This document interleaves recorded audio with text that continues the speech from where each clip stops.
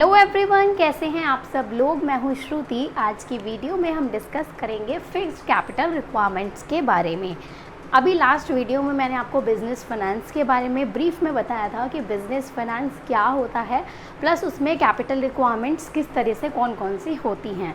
तो आज उन कैपिटल रिक्वायरमेंट्स को हम डिटेल में पढ़ेंगे। इस वीडियो में सिर्फ फिक्स्ड कैपिटल रिक्वायरमेंट को मैं आपको एक्सप्लेन करूँगी, ठीक है।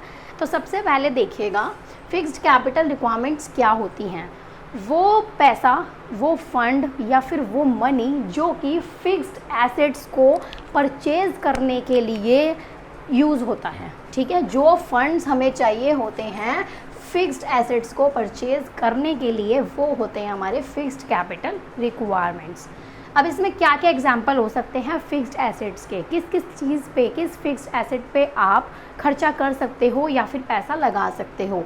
लैंड एंड बिल्डिंग पर, प्लांट एंड मशीनरी पर, फर्नीचर एंड फिक्सचर्स पर। इस तरह की जो चीज़ें होती हैं ये आपकी फिक्स्ड एसेट्स में आती हैं, जो कि हमेशा फिक्स्ड रहती हैं।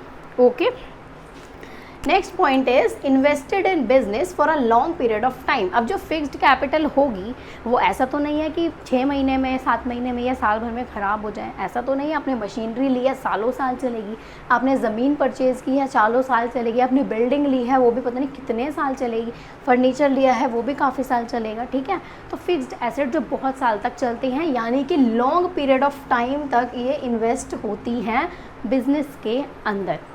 Okay, third point is amount depends on the various factors such as nature and size of business। अब जो हम फिक्स्ड एसेट्स की अमाउंट लगाते हैं वो हमारे बिजनेस के नेचर और साइज़ के ऊपर डिपेंड करता है।